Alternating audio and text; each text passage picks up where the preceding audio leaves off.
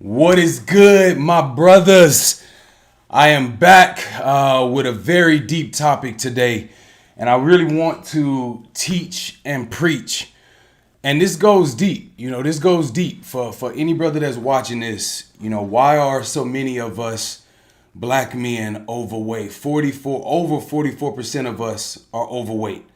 Over 38% of us are obese. And every single day, brothers come to me and they say very interesting things. And granted, I've been doing this 10 years, so of course I'm going to have a different perspective, a deeper perspective, a perspective of truth. But they say things like, I'm big boned, or diabetes, high blood pressure run in my family, or I don't eat that bad, or I'm just not motivated. Like, I really want to, I really want brothers, if you're watching this, I really want you to understand that this issue is so much deeper than you can possibly understand. Most of us black men were never taught self-discipline. Like, we grew up eating chips, candy, cookies, drinking pop, drinking juice as soon as we had teeth, as soon as we could, before we could talk, before we could walk.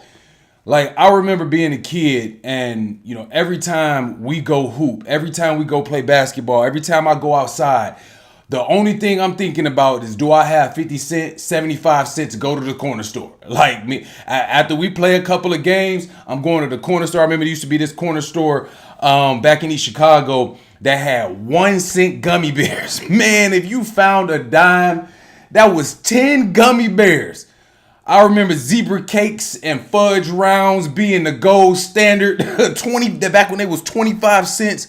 Back when bags of chips was 25 cents. Back when them juices with the yellow top was only 50 cents. Like, this is how we grew up eating. And it was I'm not gonna say it was okay then, but it was more acceptable then because we was outside running around, playing our sport every single day. We working out, running around for 2, 3, 4 hours a day, 5, 6 hours a day. Our kids don't even go outside anymore, which is why our children are so much more obese now, because when you take away the activity level and you continue eating this way, that is what is going to happen. And now we are in our 30s, 40s, 50s, and 60s. Not some of us not even living to be that long because we never stopped eating this way. We continue right now eating chips, candy, shopping at the gas station right here, right now today. And that's why 44% of us are overweight. Like, it's not as easy as just following a diet plan or following a meal plan. Majority of us brothers have actual eating disorders. Think about how long you've been eating this way. If you're 40 years old and you're watching this, you've been eating this way as a norm, as a social norm for 40 years. How much of that time have you spent dieting versus eating the way we eating? Like, how much, if you're 40 years old, how much of that time have you spent eating healthy versus the norm? So this is why brothers come to me and they say, I don't eat that bad, because you don't think it's that bad. But I'm going to tell you, if you have a stomach, it's that bad. If you're 50 pounds or more, if you're overweight in general, but every 30 pounds statistically or from research, every 30 pounds extra on your body makes it so much harder to move, so much harder to walk up a flight of stairs, whatever the case may be. Any form of weight gain or your body being out of control already should tell you you're not in control of what you're eating. And again, I'm not trying to say it's our fault. We've been passing these habits down from generation to generation. So it's only you have to understand first that this is way deeper than a diet. It's to the point I don't even know why brothers even ask me for a diet. You can chat GPT a diet. You can get on Google right now and get a diet in 2 seconds. If it was that easy, again, 44% of us wouldn't be overweight. The reality is lack of self-discipline, something that we were never taught. You were never taught to be disciplined. We were never taught to be in control of what we eat. Actually, we were taught the opposite. I know growing up, if you didn't finish your cereal, this is why Cinnamon Toast Crunch is my favorite and my least favorite cereal, because the amount of whoopings I got, because I to this day, I'm not eating soggy cereal. So the amount of whoopings I got for not finishing my Cinnamon Toast Crunch, like we were programmed and literally beat if we didn't finish our food. So those, not only are we eating the worst types of food, I'm also programmed that if I don't finish it, I'm getting a whooping, which is why we continue. Like if it's on the plate, even now as a grown man, if it's on the plate, the mindset is finish the plate. But that's costing you in the long run. So I'm going to give you my 3 steps to give you the absolute best chance in starting to gain control. And now one of these steps is going to be a diet plan, because that's not what you need, at least not right now. The first step is intention.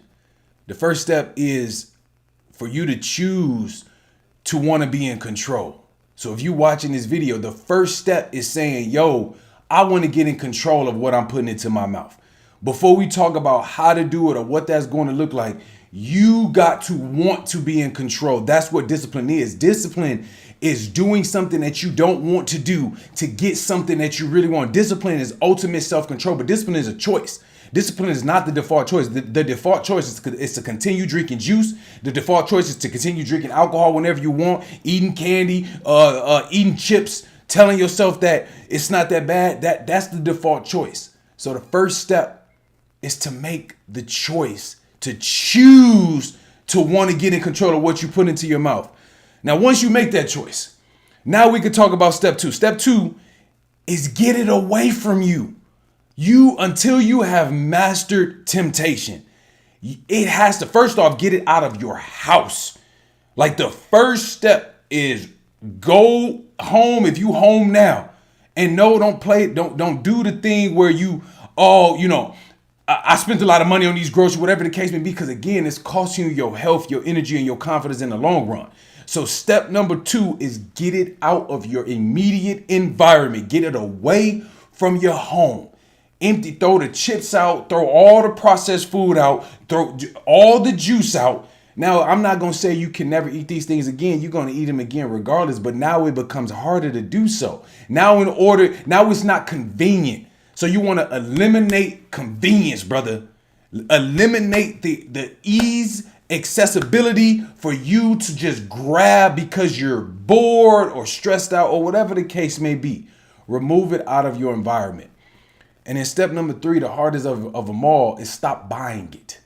Make it a non-negotiable to just stop buying these foods.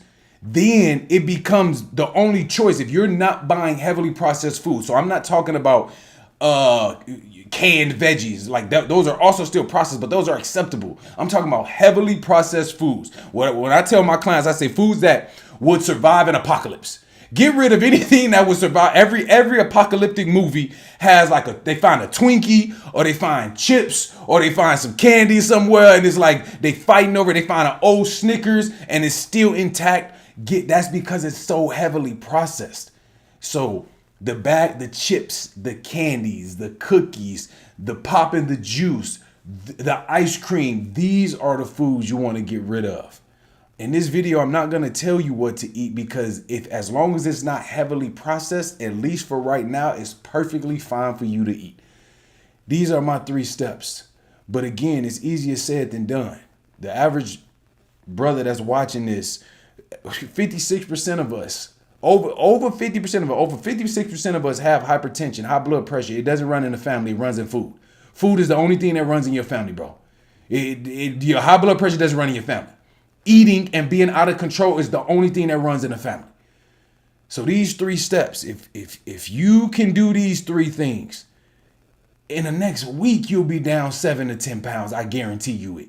Because you're starting with intent, removing the convenience, and finally not buying it is going to eliminate so many calories that you've been taking in every single day. So this is the start. Starting to fix your weight doesn't start with a diet plan, and don't start with a workout plan. It don't start with needing me as your coach. It starts with intent. It starts with removing the convenience, and it starts with not buying these foods. You do those three things, I promise you're going to start to lose weight. Discipline over everything. Let's go.